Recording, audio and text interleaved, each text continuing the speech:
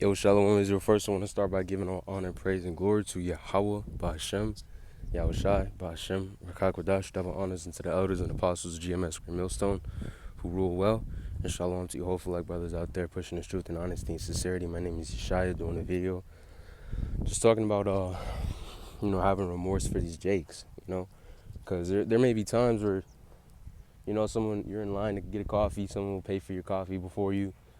People will go out their way to hold the door for you. Some people might just like your spirit, generally, and they'll try to open up opportunities for you. They'll just be like, hey, man, I can spot you on this, that, and the third, right?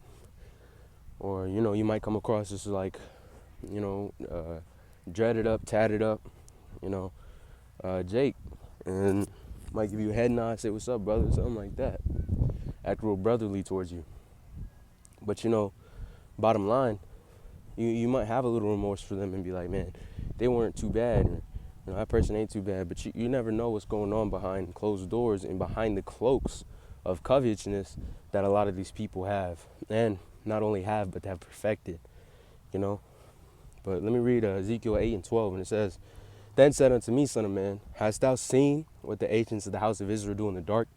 Every man in the chambers of his own imagery, for they say, the Lord Yahawah hath not seen us, the Lord Yahawah hath not forsaken the earth. He said unto me, turn thee yet again, and thou shalt see greater abominations they do. So ultimately, the Lord showed Ezekiel the abominations that these people do, and his opinion on them changed. Because when you see all this wickedness and you see all this, just this abominable disgust that these people fucking do, and not only do, but they do on a daily basis. How can you look at them the same? That same dread-headed person that you might have seen gave you a head nod. You like, it's not too bad.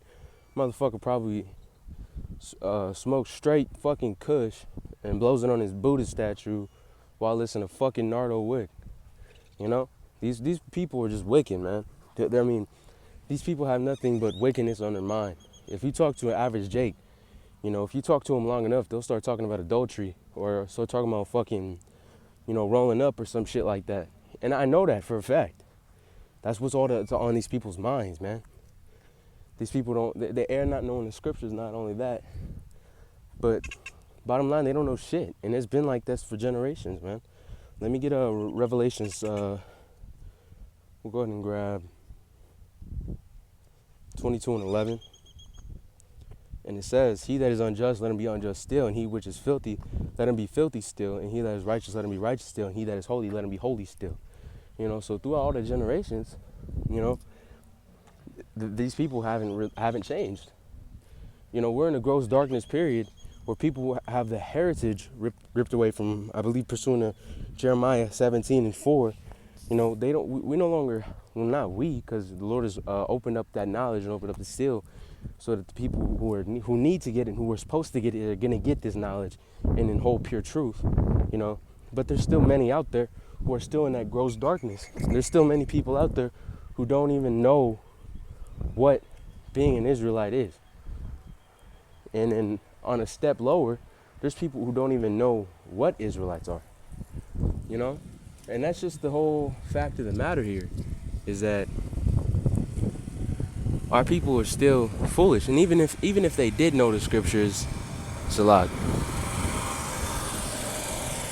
even if they did know the scriptures and did know their heritage, as we've seen in the past, through history, it's not like it matters very much, because they're still going to do whatever the fuck they want, man.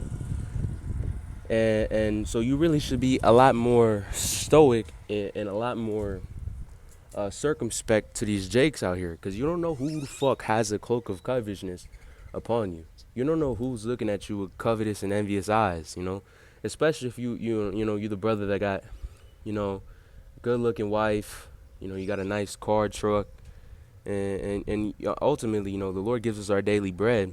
And some brothers are in different positions, because some brothers may have went to college, graduated college, and then came into truth. Or some brothers may have gotten a good business going and then came into truth. So, ultimately you're going to have a little more money, and, you got nicer things, you give to the brothers more and whatnot. But you never know which one of these jakes, because these jakes are always plotting and planning on some shit, have that out for you, man.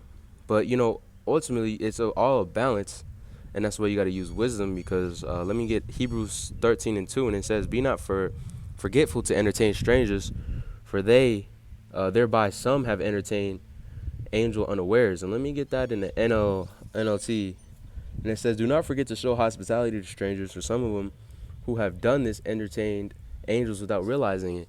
And that's why you have to have that spiritual discernment, pursuing the 1 Corinthians, the 12th chapter. Let me get that real quick so that y'all brothers know what I'm talking about. Um, mm, this is the body. Is it 2 Corinthians?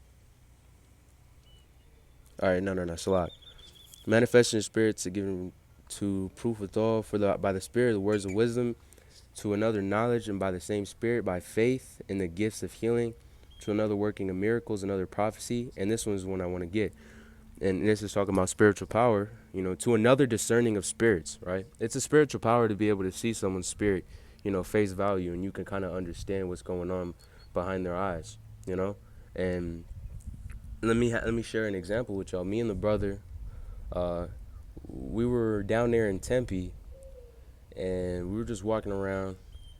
We walked past our parking garage going down towards, the campus, and there's this Jake. He came up to us, right? And this is granted. Let me show y'all a little bit of context. We were just reading scriptures about giving, like tithes, and not tithes, but like giving, just kind of being able to give, right? So like that's why you have spiritual discernment, because you don't just give to any of these Jakes. The scriptures do say, "Help not a sinner," but that's why you kind of have that spiritual discernment, because this guy came to us. He said, "Man, how y'all brothers doing? I've been working this campus for 20 years. I'm down to my last dollar. Do you guys have any change so that I can get back home?" And he was like, "I kind of struggle, finding work out here," because, he showed us his catheter. He had a stomach catheter. So clearly he has some type of renal issue, or um, might have an infection of some sorts.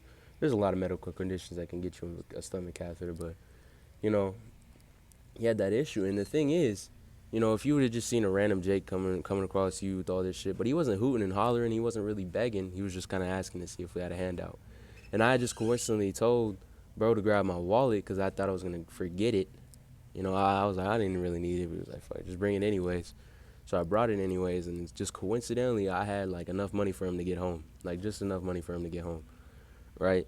And I say that because you never know, because the type of spirit that kind of felt like it could have potentially been an angel unaware, But there's been another time where I was alone. I was walking around, and this Jake pulled up on me. He was like, "Yeah, I have $5." Man, hell no, you can't have no fucking $5, you know? And that's just the thing about it, man. That's why you got to have that spiritual discernment to be able to understand who may be from what. And some brothers actually have much more powerful, abilities to do that. I consider myself a very lowly power when it comes to the spirit because I'm still new. But some of the brothers may be able to tell much, much, much better, because they've been seasoned in this truth. And that's just the bottom line with it, but let me get I know there's another one. Let me just get that help not a sinner, and I think I'm going to wrap it up. What is that, Sirach, like 15 or 11-ish? No, that's a different one. Yeah, I'm going to have to look it up.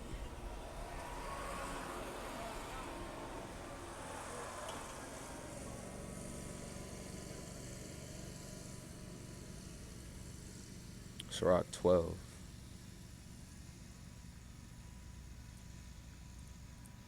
Yeah, so let me read. I'll start at I'll just start at 3, and it says, "There can go, there can no good come from him that is always occupied in evil, nor to him that giveth no alms. Give to the godly man, and help not a sinner. Do well unto him that is lowly, and give not unto the ungodly. Hold back thy bread, and give not unto him, lest he overmaster thee. For else thou shalt receive twice as much evil for all the good thou have done unto him." So bottom line, the Lord has instructed us, face value is open and close right here, just don't help these fucking wicked ass jakes. Otherwise, you might receive twofold evils for actually helping them, because you never know what the fuck they're gonna do to you, man. Um, that's where that whole quote of, don't buy the hand that feeds, and you give them an inch, they'll take a mile. Because if you help out these fucked up people, man, they're gonna take you and leave you fucking dry, and that's all that's gonna happen. Instead, you should use that same energy that you have and share it with the brotherhood and those of which that are godly. And the Lord will actually give back to you for doing so. But I pray that this lesson was edifying, and I want to end off with all honor, praise, and glory to Yahawah, bahasham, yahawashi, bahasham, quadash, and shalom.